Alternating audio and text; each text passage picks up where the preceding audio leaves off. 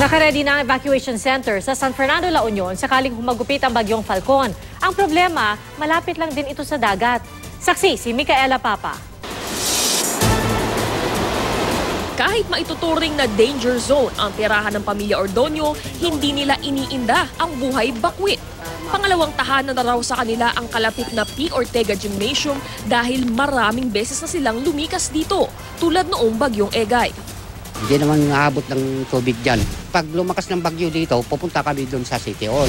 Kung minsan po, pumupunta rin po kami dito para magpalit. Tsaka matignan po yung mga gamit namin kasi minsan din may mga magnanakaw. Ito yung P. Ortega Gymnasium, isa sa mga designated na evacuation center dito sa bayan ng San Fernando. At isa nga rin ito sa mga posible raw gamitin kapag dumating na yung bagyong Falcon. Pero kung ating mapapansin, maglalakad ka lang ng iilang hakbang mula rito sa gymnasium. At iyan, nandyan na yung dagat. At kung makikita nyo, wala ngang breakwater eh. Pagtitiyak naman ng mga opisyal dito, If worst comes to worst, madam, definitely the provincial government of La Union